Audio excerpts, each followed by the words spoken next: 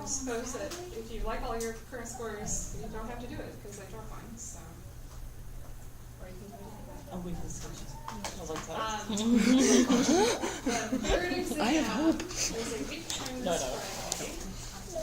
And this one's shorter than the last one. So this is 26, 27, and then only certain sections of chapter 20. And I will get all that stuff up on Blackboard. Yeah, I'm trying not to think about that so that I can get it without Chemistry picnic is a week from this Saturday. So I'm warning you now. 11ish to 1ish is our chemistry picnic. So save some time. Did you cut your hair? Great.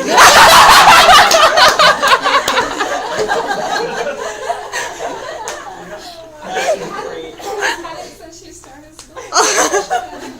It's been a while, almost 3 years.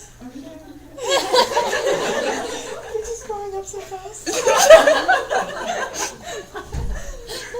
You're happy.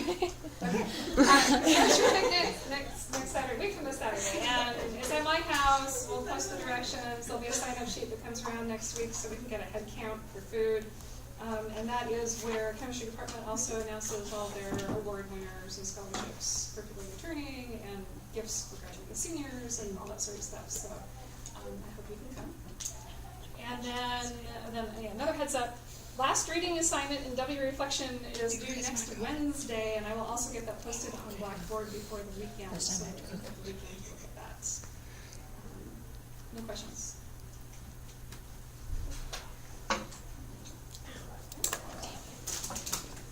So we left off with our amino seal transfer RNA synthetases, and there were 2 different classes, and they varied in a few different ways. We made a list of ways that they varied, and one is sorts of amino acids that tend to be charged to them.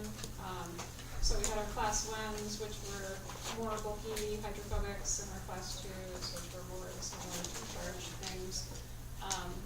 And that's just a kind of a generality, not really hard and fast. And our synthetases don't recognize the same things. So you've got some that are recognizing the anticodon and some that are not recognizing the anticodon, which was supposed to blow your mind, but nobody cared. That's okay. Which means that there has to be another way for a synthetase to recognize the transfer RNA other than the anticodon. So the anticodon codes for what amino acid it is. But if my synthetase, which is in the blue space fill, if that one is not actually binding to and recognizing what the anticodon is, and that means there has to be other regions where the amino acid identity is coded into the transfer RNA molecule. And so this is sometimes called this like a genetic code. And it's not a straightforward 3-nucleotide codon. It's something more complicated than that. So again, my synthetase is in the space-filled blue, and then what's in the green and purple here is my little L-shaped transfer RNA. And what you can see is that this enzyme is huge, and it binds the surface of my transfer RNA in lots of different locations.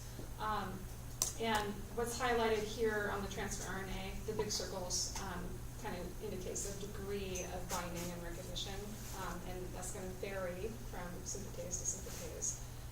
But it happens more than just the anticodon. There's lots of other places the enzyme can bind and recognize. So,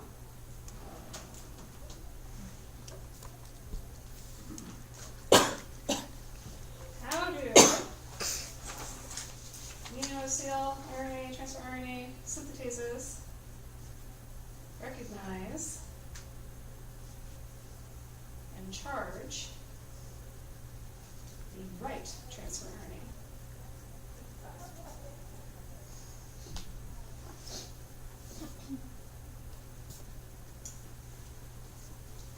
And there are several different recognition sites.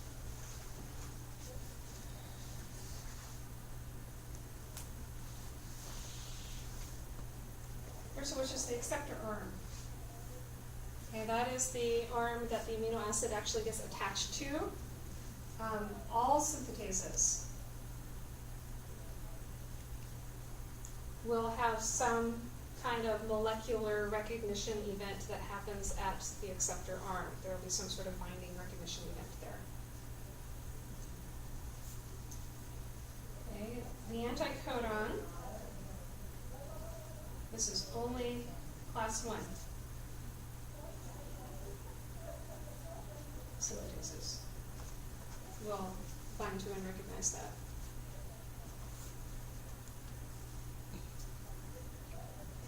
And then other regions include the interface of the L shape. So that would be, along this surface of my transfer RNA. And that's going to vary from one synthetase to the next. So some do, some don't. And then the variable loop. Same idea here that some synthetases bind to and recognize the variable loop and some do not.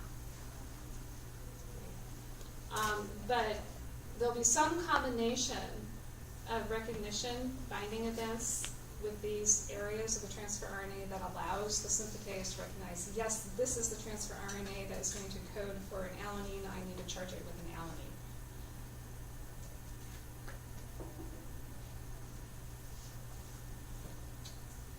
Another two other things you need to keep in mind. Not all organisms have 20 amino acyl RNA synthetases. Now, you'd think that you would need 20 because there are 20 different amino acids, but that's not the case for every organism. So just for example, in gram-positive bacteria,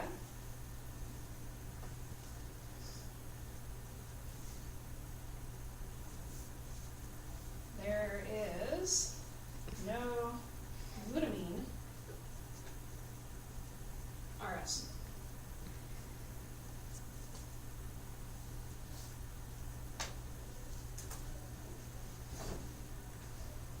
Instead, a glutamate RS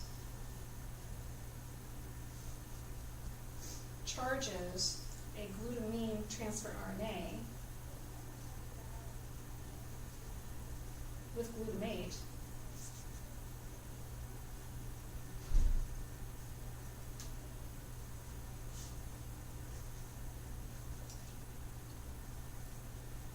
then an amido transferase converts the glutamate to a glutamine. So it just adds a little amide group to it. Okay, so sometimes it gets charged with one amino acid, and then the amino acid is modified after the charging to be the correct one for that anticodon. Okay. Another thing to keep in mind is that it's not necessary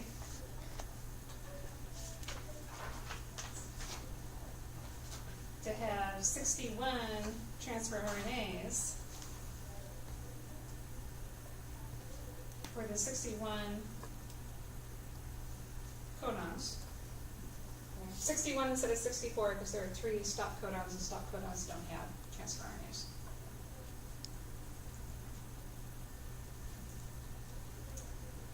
And that is because the third position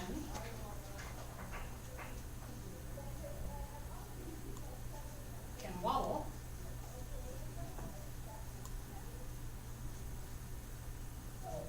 So for example, if you have a transfer RNA that is charged with phenylalanine, and that's usually, I should have written the other one that way too. Okay, so this is typically how it's shown. So this would be a transfer RNA with a glutamine charged to it. Oh, no, hang on.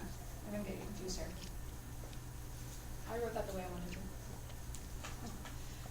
So it's a transfer RNA with a glutamine anticodon gets charged with a glutamate, and so then that makes a glutamine transfer RNA. And when you want to write what it's charged with, you write that as that little superscript, the glutamate. And then that changes to glutamine, so that means you don't have a glutamine transfer RNA charged with a glutamine. And the only reason I'm writing that before it is to indicate that it is a glutamine transfer RNA, not a glutamate transfer RNA. if the transfer RNA matches the amino acid charge to it, then they wouldn't bother to write that. Sorry, question? So basically, this happens when it's the wrong amino acid.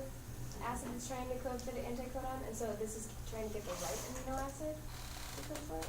I'm a little confused on why Yeah, this okay. happens. You're confused because I just jumped around. Because I was doubting how I wrote that first one down and then realized that I wrote it down the way I wanted to begin with. So I don't know what you're asking because I'm confused now too. Okay, I'm sorry. Let me just really quick, right? When you're writing transfer RNAs, frequently you will see this tRNA with some sort of amino acid up here and as a superscript, and that is the amino acid charged to the transfer RNA.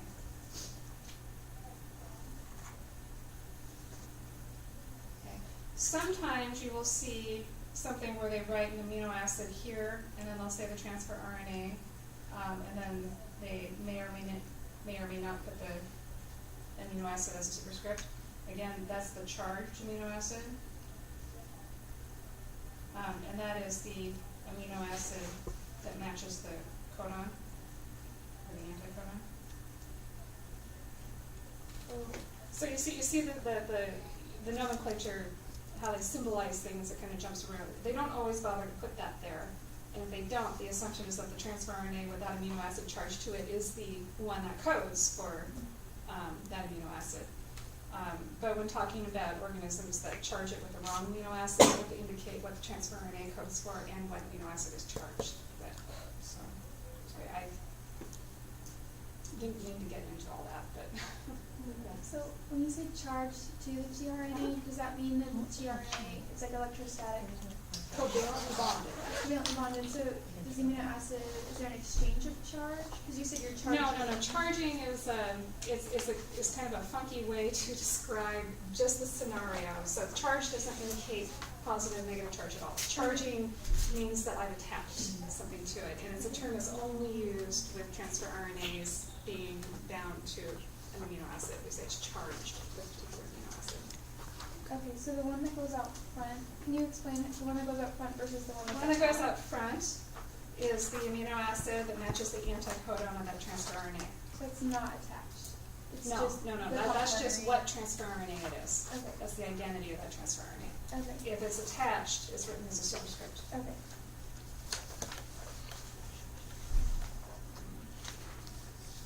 So I'm sorry for that detour.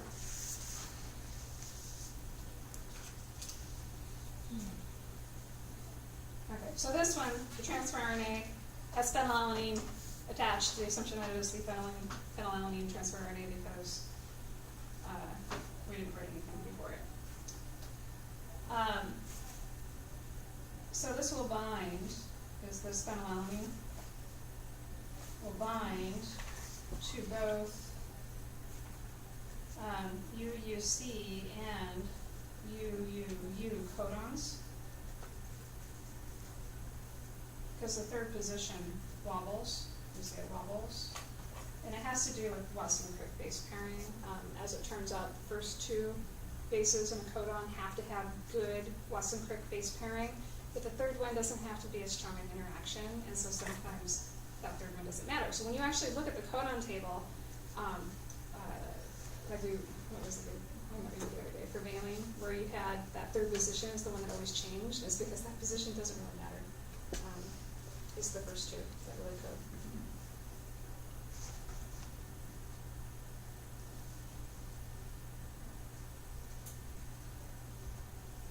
Okay. So you don't need 61 transfer RNAs because some of these wobble and you only need one transfer RNA and it'll recognize 4 different codons.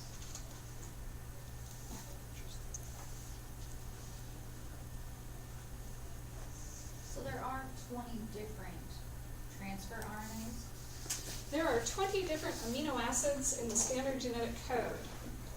There are at least 20 transfer RNAs, and there will be more than that, but there won't be 61. It'll be some smaller subset of that. Yeah. There won't be less than 20. Yeah. I don't have the codon table. Give me a second, I can bring that up again.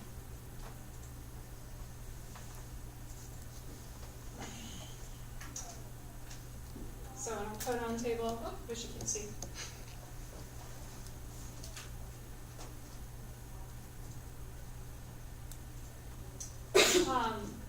In a lot of cases, that third position varies. So here, leucine, the third one varies, but the first two are always the same, and that's because this is the position that doesn't have to have a perfect base pairing match. But that's not true for everything. So, for example, isoleucine, three of them it can vary, but when it is an AUG, that is always methionine. So you need a different transfer RNA, obviously, for that one.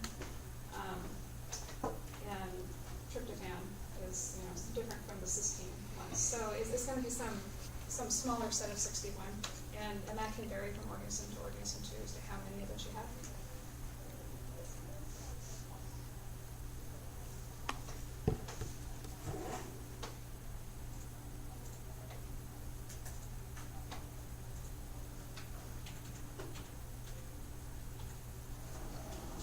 Okay, and that catches us up to today. So moving on to translation, we've got our transfer RNAs charged and ready to go. We made some messenger RNA by transcription. We are now ready to translate. So the next thing we need are some ribosomes. So this is where translation occurs.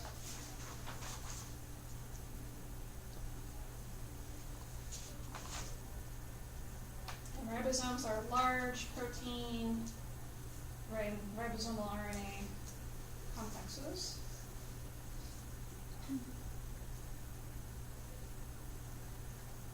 And size-wise, we're in the millions of Daltons in size. And it has binding sites for messenger RNA and your transfer RNAs. And ribosomes catalyze peptide bond formation between amino acids.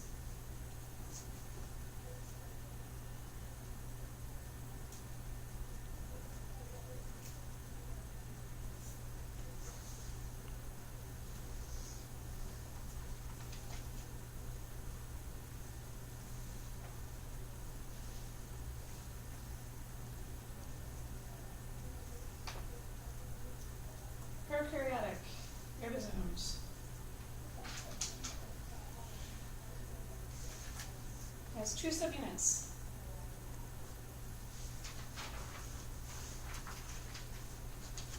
And these are in Svedberg. Again, when you get really big particles, they tend to be reported masses rather than in Daltons, they're reported as Svedberg units.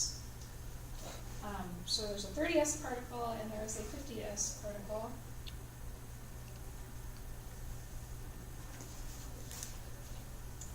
And Svedbergs are not additive. Both particles together is 70.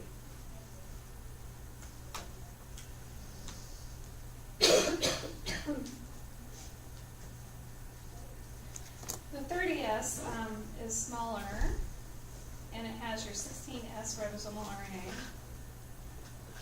plus 21 proteins.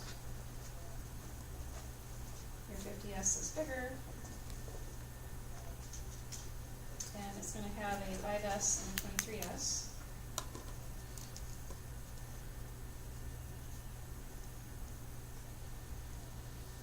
And it's got 31 proteins.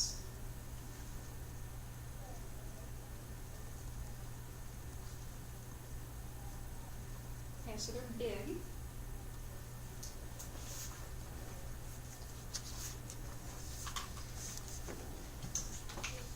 In comparison, eukaryotic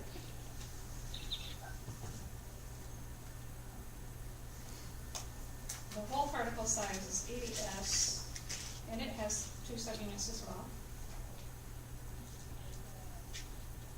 And they are 40S and 60S, and again, it doesn't add. So then why is the whole subunit called ADS? Because that is its sedimentation coefficient. Okay. Okay, so Svedberg units are how far, how fast they sediment if you put them in a centrifuge and spin them. Okay. So it's related to size, but it's also related to shape. And so that's why it's not additive. If it was just size, then you'd be able to add them up. But since it also depends on shape, how far they sediment, it varies. So they never are additive.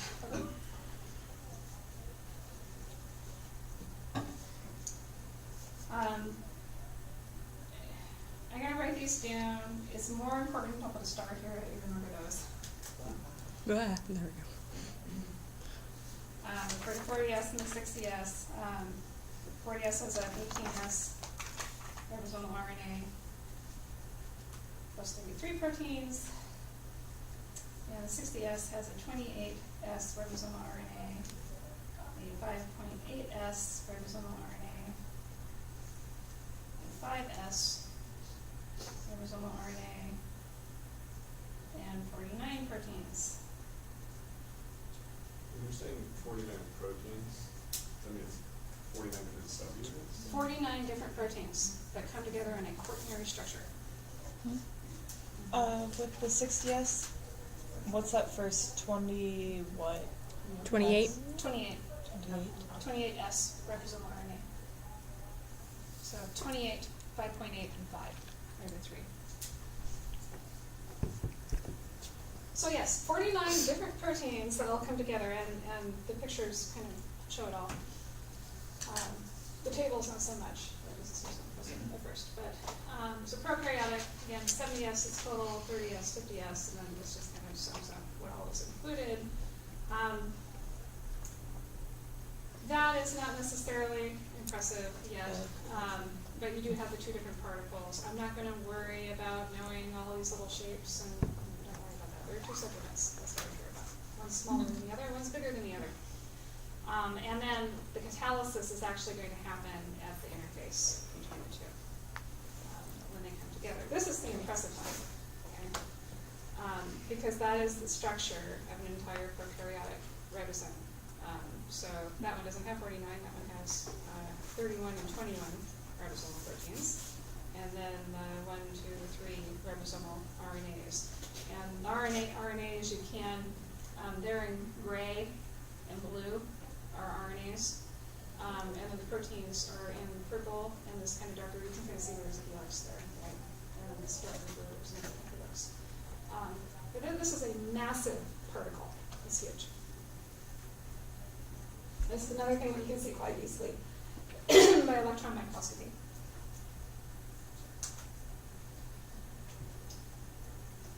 And then same table then for my 80S, which is the 40S and 60S subunits. And there's another teeny kind of version. That one we don't have a structure for the whole thing. So that is actually done by electron microscopy. So it's big enough that you can kind of get a sort of shape of it just by microscopy.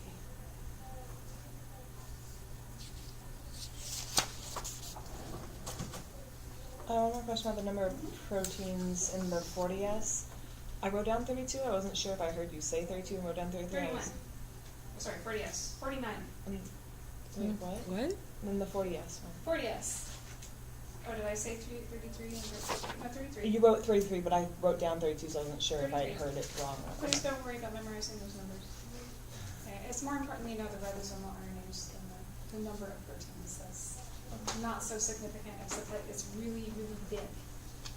That's the significant part.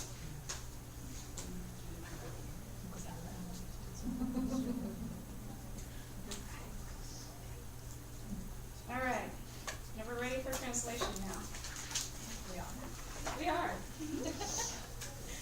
It only took a day and a half. Okay, this occurs 5' to 3' of the transcript, which again is your messenger RNA. And N-terminus, which is C-terminus, of the protein that you're making. Okay, so the directionality of the messenger RNA corresponds to the directionality of the protein. 5' to 3' messenger RNA is N-terminus to C-terminus of the protein that you're making.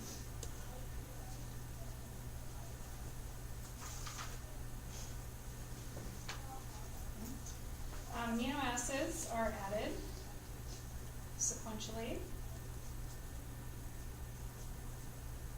to a growing C-terminal end.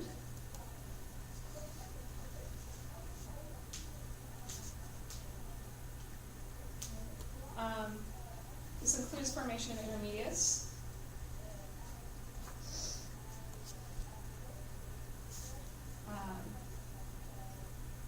As a transfer RNA peptidal intermediate.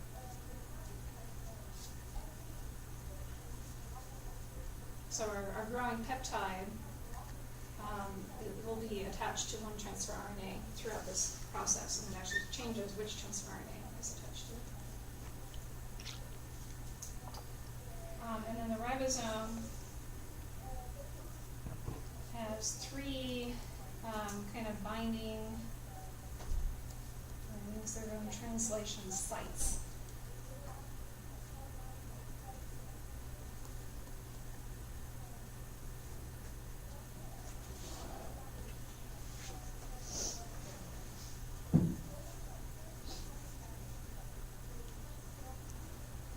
And there's the A site, and this binds incoming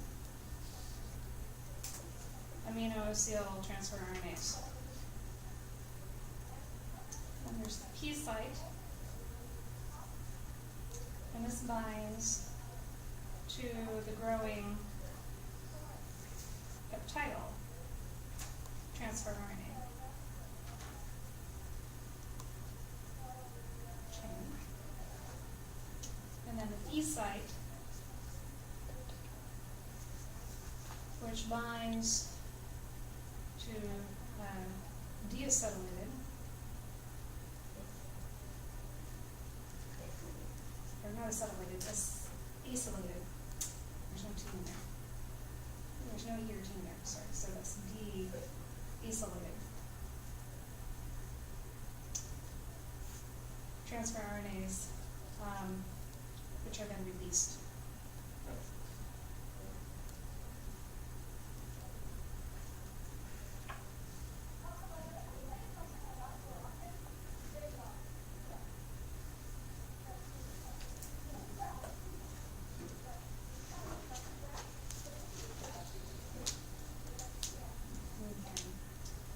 And multiple ribosomes can be translating the same messenger RNA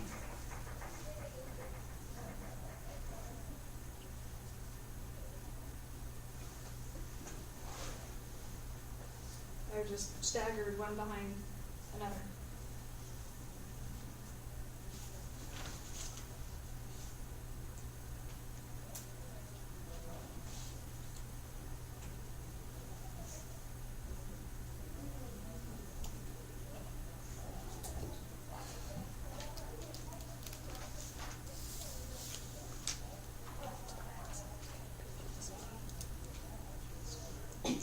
And there are 3 steps to translation.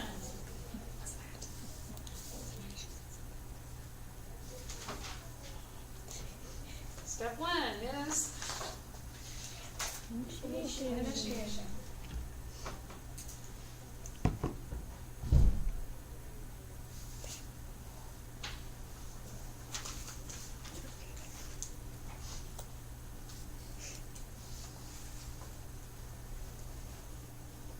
Okay, so you have a start codon,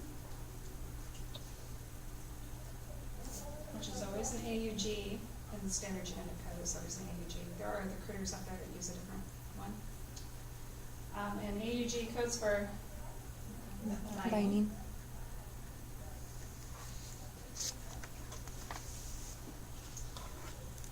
And it is a special methionine that's used to initiate it.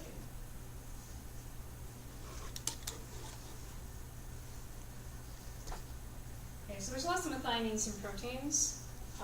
So AUG could be internal, it doesn't have to be a start codon. But when it is the start codon, it's a modified methionine that's used. And this is an N-formal methionine. And so when it is hooked to the transfer RNA, here's my transfer RNA, and it's written as a net, and then I put a little F down here to indicate that that's the formulated methionine. So a formal group is just that. That's a formal group. And then that is attached to my methionine at the N-terminus. So it's N-linked.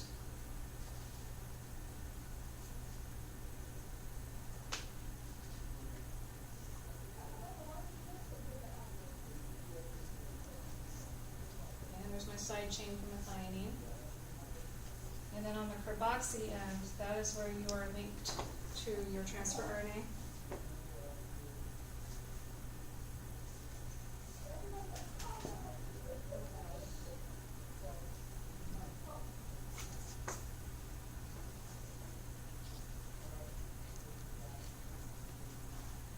So normally that would just be an amino group on the end of methionine, but if it's the initiation methionine, then it'll have this formal group on it as well.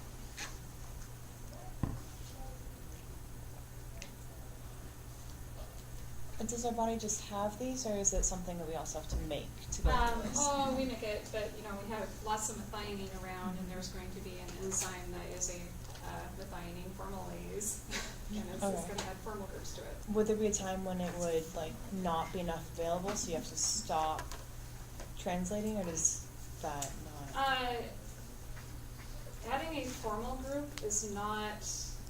I can't even envision a case where you would not have that ability. Okay. Because it's just a carbon and an oxygen. So Okay. So it doesn't control this at all, the rate at which. No. Regulation is going to happen mostly at the genetic level, Mhm. and then I suppose if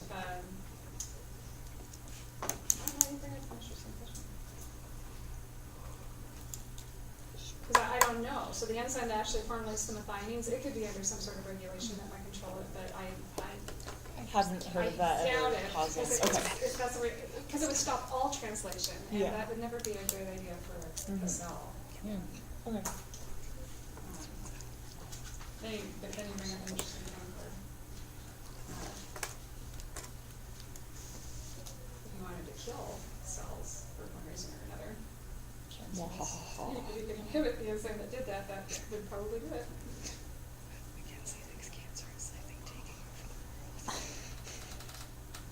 The formal group doesn't always stick around, so you need it for initiation, but the formal group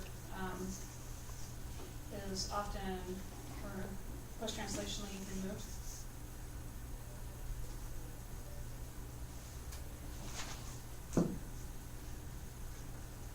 And then sometimes the entire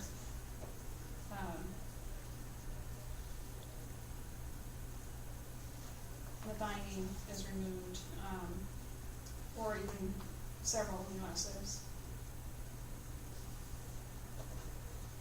Okay, so most proteins don't keep that formal methionine on their N-terminus. So either the formal group will get removed, or the entire methionine is removed, or you chop off the entire N-terminus for the protein.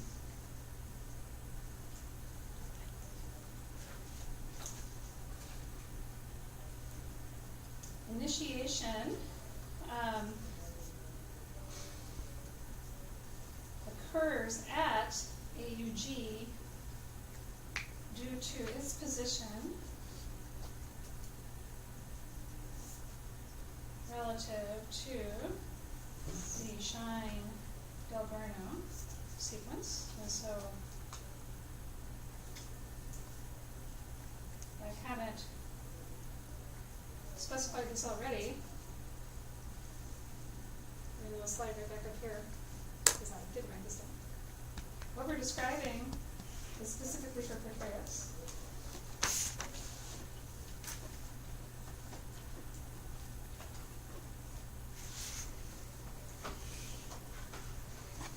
Because we don't have Shine-Dalberno sequences, but bacteria do have Shine-Dalberno sequences. And this is a conserved region upstream of the AUG start codon.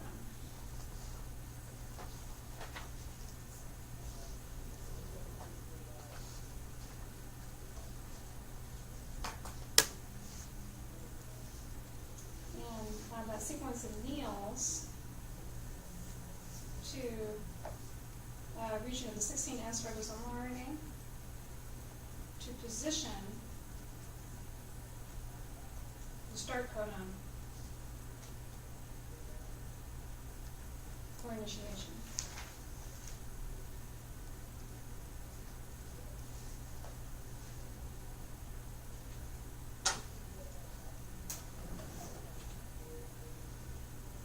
So in prokaryotes, any messenger RNA that is made is going to have this Scheinfeld-Reimer sequence. And it's just named after the people who discovered it. So there's my AUG start codon, and there's a critter where it's a GUG, or just maybe a gene. And I have this kind of conserved G-rich region that is just upstream of it, and that can base pair with a region that is conserved in the 16S ribosomal RNA, and nothing is a perfect match, but it is enough to be significantly attractive to put that start codon in the right place. And when the start codon is in the right place, then as long as you have your other initiation factors around, you can start the translation. So it's just a way of positioning this on the ribosome.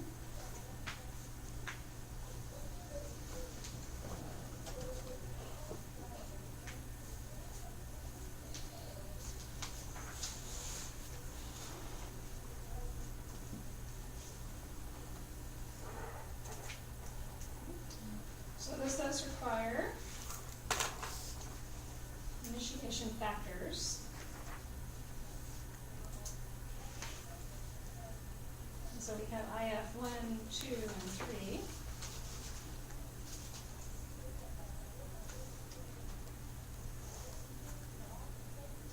And these are needed for assembly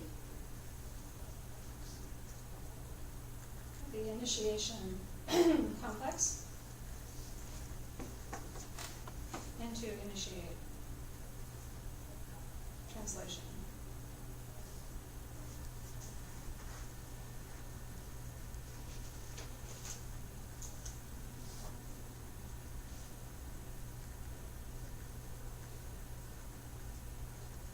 Okay. Again, a lot of this can vary from one organism to the next. So we're going to describe this for E. coli.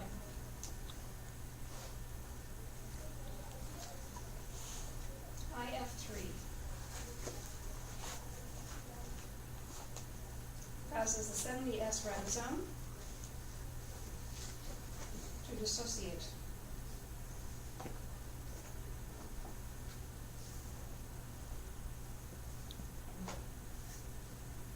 Into the 30S and the 50S subunits. Then you have your messenger RNA plus your initiation factor number 2 and GTP and your transfer RNA with that formylmethionine on it.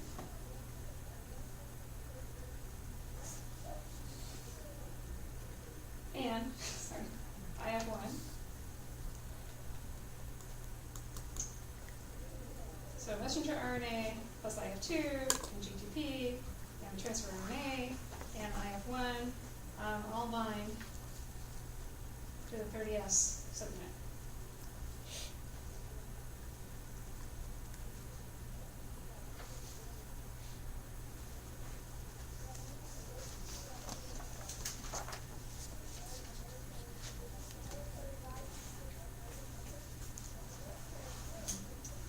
IF1 and IF3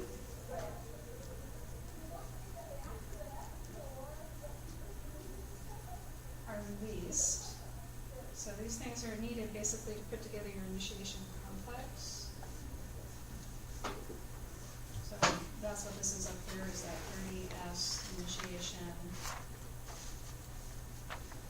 complex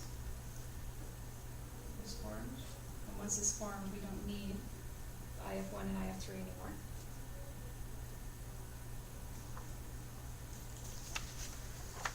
IF2 hydrolyzes GTP.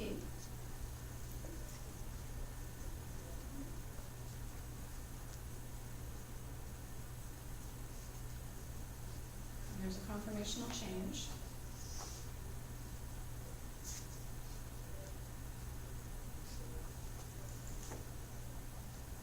To release IF2.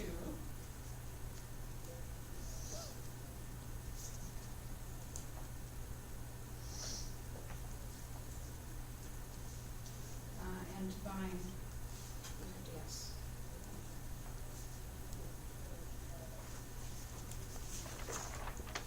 And so, and the last thing here is that initiation begins with the methionine, formulated methionine transferrin A in the P site.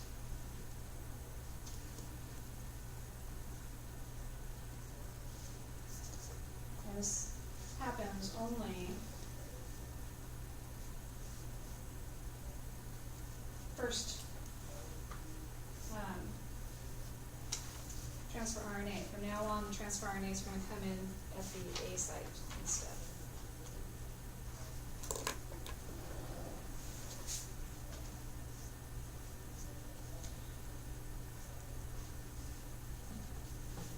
Okay, so that's all scribbling. The pictures are better.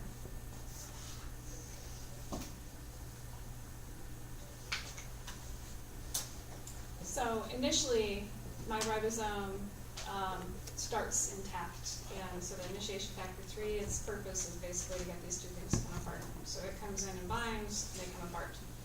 Once I have my 30S by itself, then I can bring in everything else. So I have my IF1, I have my IF2, I have IF2 bound to some GTP, I have my messenger RNA, and so all of these things come in, and they assemble on the 30S ribosomal unit.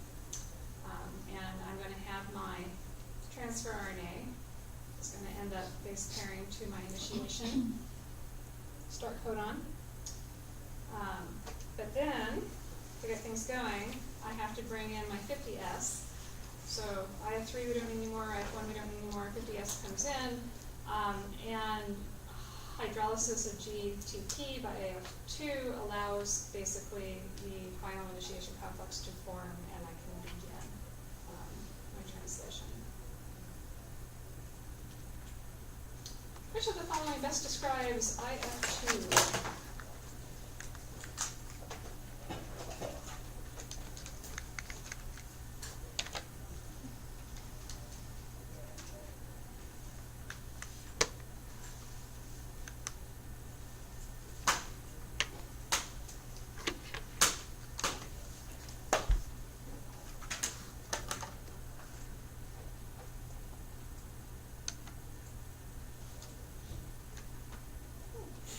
Let's make it bigger.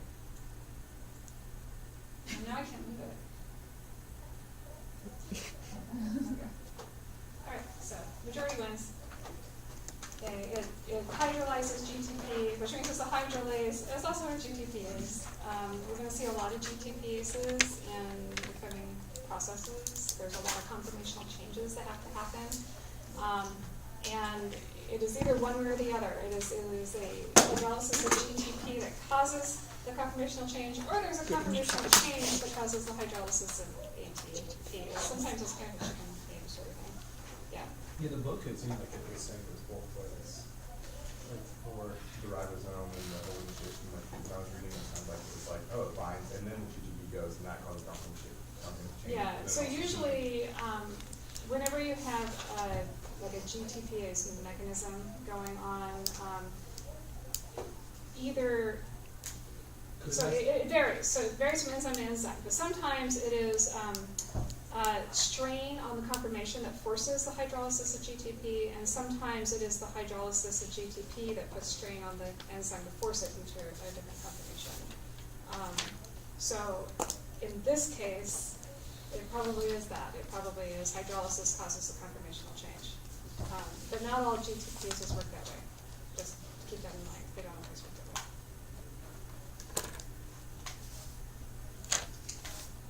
Okay. But sometimes you need to force an enzyme to adopt a high energy structure, and sometimes it's the other way around. You have to let an enzyme relax in order to allow for the next step.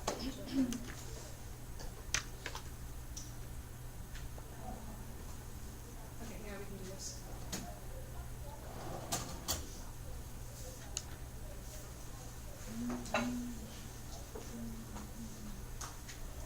Okay, so in eukaryotes,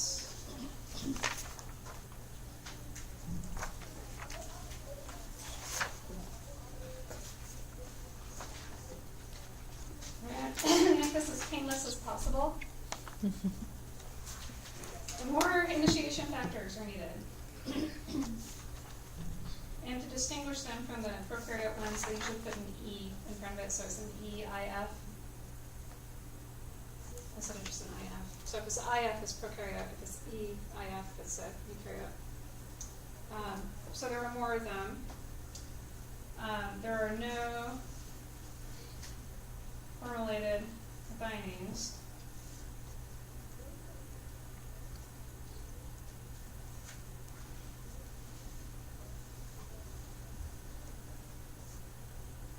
Okay, so that's something that you see in bacteria. Instead, your start site, there's also no shiny membrane sequence.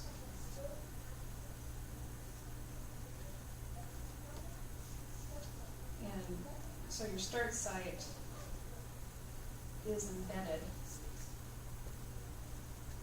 in a conserved sequence.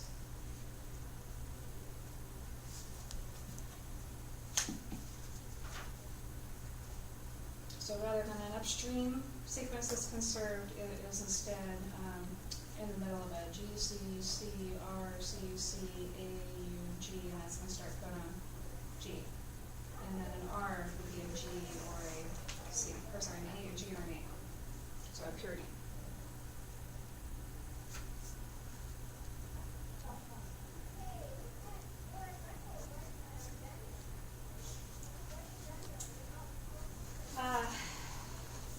It also tends to do this kind of weird thing. You've got a particular eukaryotic initiation factor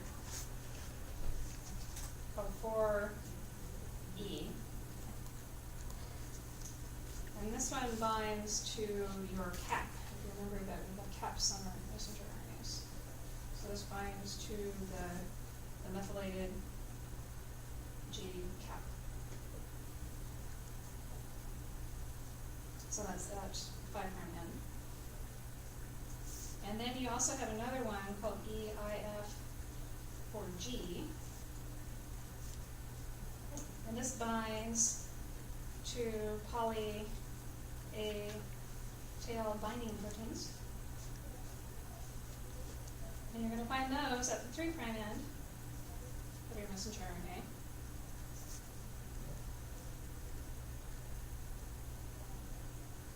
And then your IF4E and your IF4G come together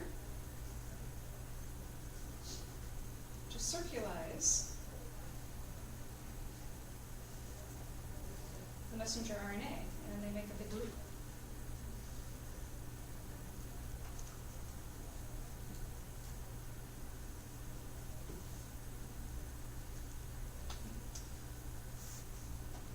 And at that point, more IFs are recruited, and initiation also requires ATP hydrolysis.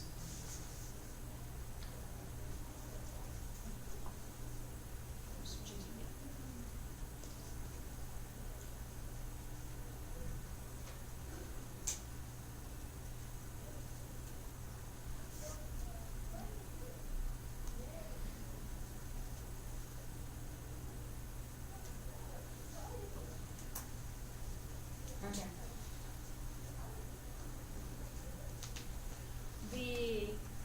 prokaryote mechanism is the one that you need to know. You should be able to tell me how it differs in eukaryotes, but we're not gonna ask you to go through what all those initiation factors and what all is happening that is different. That's not necessary, but you should know these differences here. Okay, so I'm gonna stop there because that's a nice place to stop. So we'll pick up with elongation.